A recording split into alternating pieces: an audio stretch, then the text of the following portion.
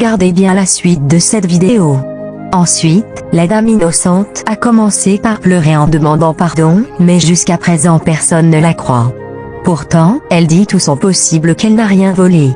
Finalement, ils ont décidé de la mener à la police. Elle a commencé par demander pardon tout en pleurant, mais la mauvaise femme insiste toujours en demandant pourquoi elle ne veut pas accepter. Pourtant, le téléphone a été retrouvé dans son sac. Regardez bien ce qui se passe ici. Vraiment, la vie d'aujourd'hui est difficile. Pourquoi aimons-nous nous compliquer la tâche? Au nom de quoi cherchons-nous à nous créer des problèmes? Regardez comment tout le monde crie sur elle, comment on la traite comme une voleuse. Mais finalement, elle a décidé d'appeler son mari pour lui informer de la situation. Par la grâce de Dieu, une femme est venue sur les lieux en disant « Patientez, quelle est votre situation ici ?»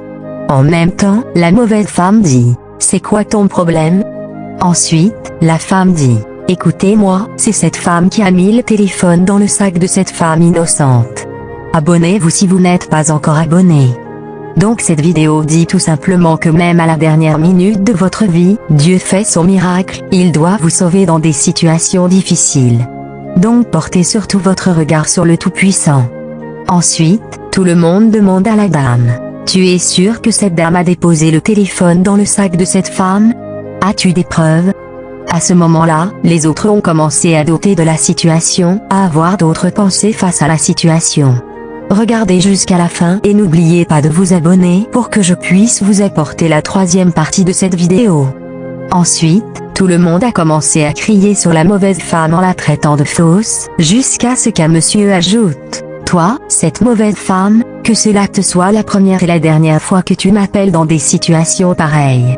Si jamais tu oses encore m'appeler ce jour-là, je vais te frapper et tu verras de quel bois je me chauffe. Tu es une femme méchante et tu n'as même pas la crainte de Dieu. » Partagez la vidéo et abonnez-vous à la page.